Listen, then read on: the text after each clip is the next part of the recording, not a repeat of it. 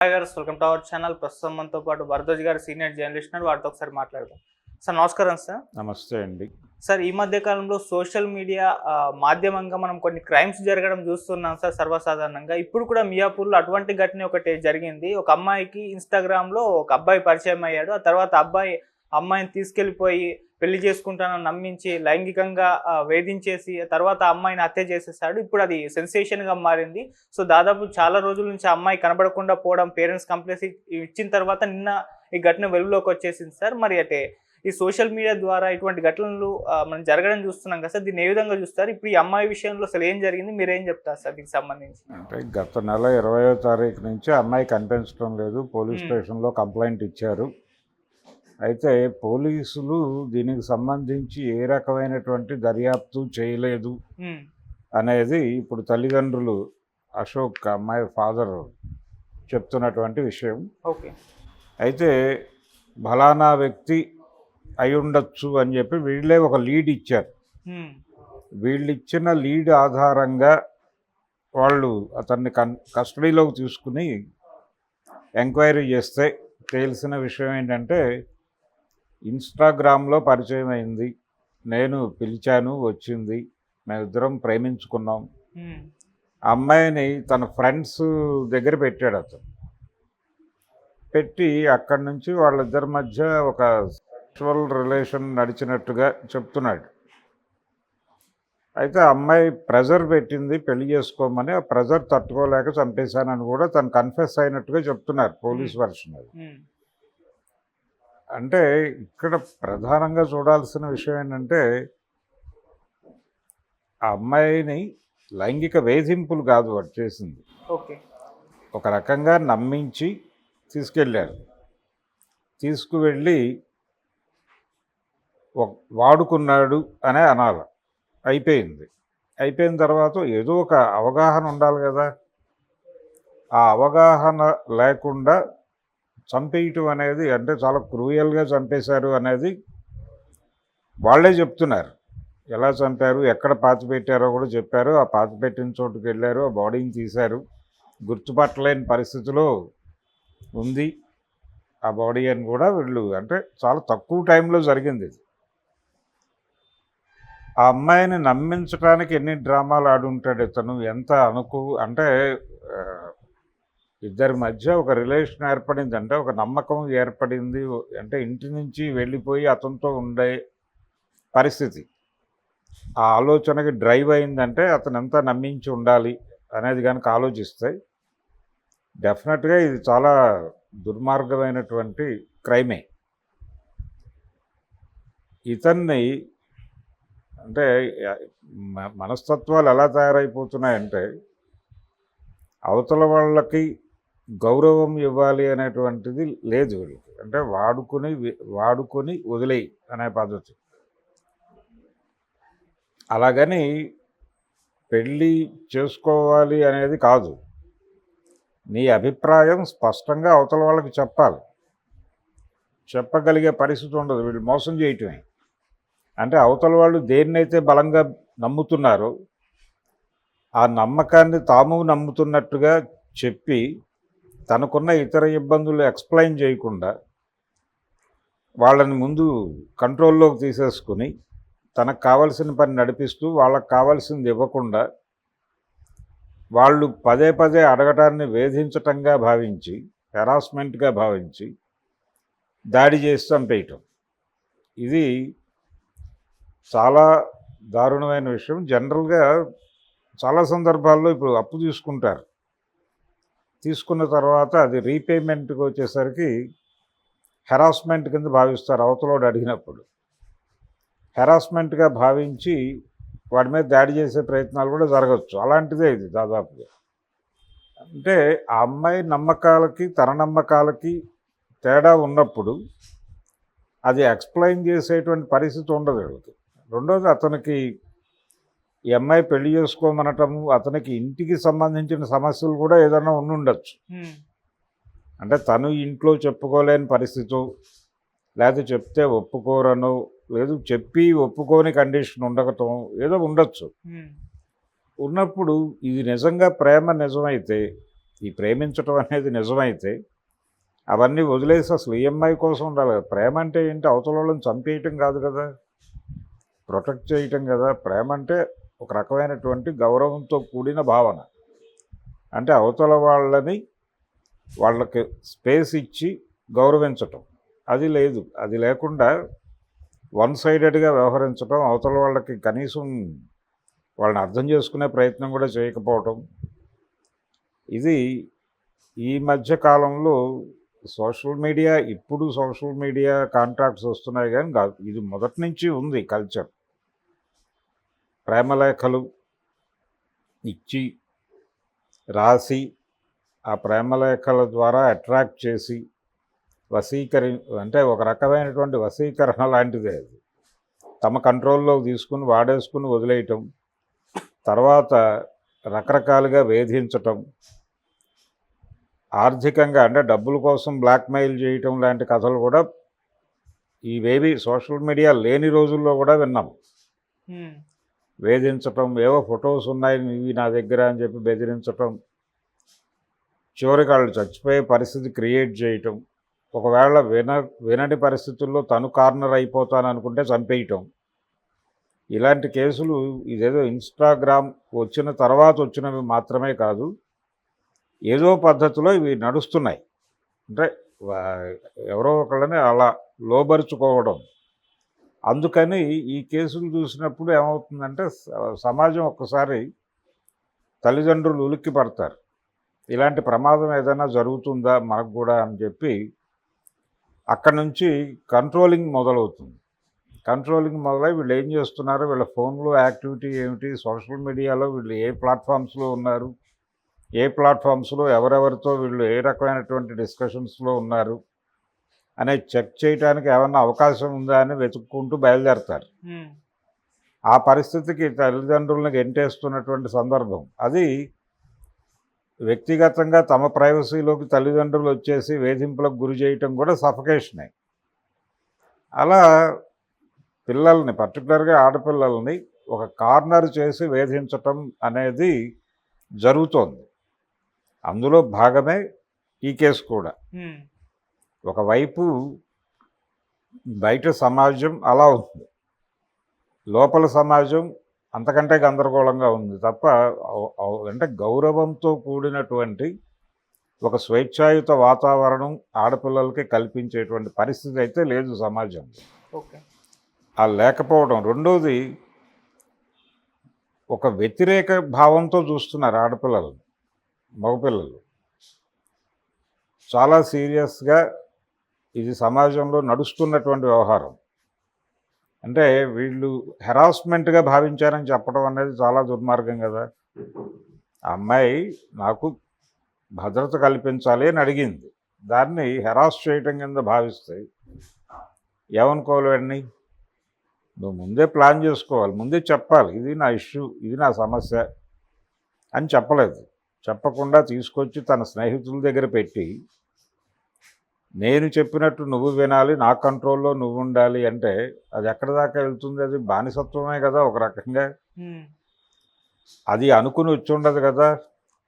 ఒక స్వేచ్ఛాయుత జీవితంలోకి వెడుతున్నాను నేను అనేటువంటి, అంటే ప్రేమ అనేటువంటి ఒక భావనలో ఉండేటువంటి ఒక డెమోక్రటిక్ నేచర్ని నమ్మి వచ్చినటువంటి అమ్మాయి అయి ఉండొచ్చు. దాంతో ఆ అమ్మాయి ఎప్పుడైతే ఏదో జరుగుతోంది అని అనుకుని, లేదు ఇలా కాదు ఇది మార్గము అని చెప్పడం మొదలుపెట్టిందో దాన్ని హెరాస్మెంట్ కింద భావిస్తే ఎలాగా? ఒకటి ముందే చెప్పాలి, లేదు తర్వాత అయినా చెప్పి ఎక్స్ప్లెయిన్ చేసి కన్ఫెస్ అయ్యి తప్పు జరిగింది అని ఫర్దర్గా ఎలా వెళ్ళాలి అనేది డిస్కస్ చేసి ఒక ప్రోగ్రామ్ డిజైన్ చేసుకోవాలి. అసలు ఇవేవీ లేకుండా చంపేయటం అనేది చాలా క్రూయల్ వ్యవహారం. చంపే లెవెల్ హక్కు ఎవరిచ్చాడు అతనికి? తీసుకెళ్ళి చంపేయటం అనేది డెఫినెట్గా ఇది చాలా క్రూయల్ క్రైమ్ కిందే చూడాలి. పోలీసుల నిర్లక్ష్యం ఉంది ఖచ్చితంగా దీనిలో. వీళ్ళు లీడ్ ఇచ్చే వరకు వాళ్ళు పట్టించుకోకపోవడం, అది పోలీసుల వైపు నుంచి అంటే ఏ కేసుని సీరియస్గా పట్టించుకోవడం లేదు పోలీసులు అనే మాట వస్తుంది ఇప్పుడు ఈ కేసుకు సంబంధించి. ఇది స్టేట్ గవర్నమెంట్ పట్టించుకోవాల్సినటువంటి విషయం. ఇప్పుడు మనకి ఏపీలో అమ్మాయిలు మాయమైపోతున్నారు అని చెప్పేసి ఒక గొడవ నడిచింది ఆ మధ్య. ఇళ్లల్లో నుంచి ఆడపిల్లల వివరాలు బయటకు వెళ్ళిపోతున్నాయి, వాళ్ళని జాగ్రత్తగా ట్రాక్ చేసి తీసుకెళ్ళిపోతున్నారు, 30,000 మంది వెళ్ళిపోయారని సెంట్రల్ ఇంటెలిజెన్స్ అని పవన్ కళ్యాణ్ మాట్లాడాడు ఆ మధ్యకాలం. ఇది కూడా అలాంటిదే. అంటే ఈ సోషల్ మీడియాలో ఎవరితో ఎలా మాట్లాడాలి, ఎంతవరకు మాట్లాడాలి అనేటువంటి ఒక కండిషన్. అంటే రెగ్యులర్గా ఇలాంటి కేసులు జరిగినప్పుడు మరింత ప్రొటెక్టివ్గా మారిపోయి అవతల వాళ్ళని కంట్రోల్లో పెట్టాలి అనే ఆలోచన కాకుండా అవగాహన కల్పించే ప్రయత్నం జరగాలి. మీరు ఎక్కడైనా ఉండండి, ఏ ప్లాట్ఫామ్ మీదైనా ఉండండి, కానీ స్పృహతో ఉండండి. అవతల వాళ్ళు ఎవరు, వాళ్ళు ఏం మాట్లాడుతున్నారు, ఎలా మాట్లాడుతున్నారు అనేది అర్థం చేసుకునే ప్రయత్నం చేయండి. పూర్తిగా అర్థం కాకుండా ఎవరితోనూ ఏ రిలేషన్లోకి వెళ్ళకండి అనేటువంటి లేదు, మీరు డిస్కస్ చేయండి. పేరెంట్స్ ఆ స్పేస్ ఇవ్వాలి పిల్లలకి. అంటే ఏ విషయాన్నైనా తమతో డిస్కస్ చేసేటువంటి ఒక స్పేస్ పేరెంట్స్ ఇస్తే ఇలాంటి ప్రమాదాలు జరగవు. ఓకే, ఆ స్పేస్ ఇవ్వకపోవడం అనేది తల్లిదండ్రులు తప్పు కూడా ఇలాంటి కేసుల్లో. ఆ అమ్మాయి అలా ఎందుకు వెళ్ళిపోయింది, ఒక స్వేచ్ఛను కోరుకుని వెళ్ళిపోయి ఉండొచ్చు. ఆ వెళ్ళిపోయే వాతావరణం ఇక్కడ కూడా ఉంది. సో ఆ వాతావరణం కల్పించటం అనేది తమ తప్పుగా వీళ్ళు భావించాలి. అలా కాకుండా వన్ సైడెడ్గా చూడటం విషయాన్ని. కాబట్టి టోటల్ సమాజంలో ఉన్నటువంటి కొన్ని బూటకపు విలువలు, పిల్లలు ఏదైనా మాట్లాడితే వెంటనే వాళ్ళని బుల్డోజ్ చేసేటువంటి ప్రయత్నం చేయటం. ఈ బుల్డోజ్ చేయటం ద్వారా ఏంటంటే వాళ్ళు చెప్పేటువంటి అవకాశం కోల్పోతారు. అంటే వాళ్ళు ఏ రకమైనటువంటి అవుట్లెట్ ఉండదు వాళ్ళకి. ఈ అవుట్లెట్ లేని కండిషన్సే క్రియేట్ చేస్తారు తల్లిదండ్రులు. వినటానికి ఇష్టపడరు.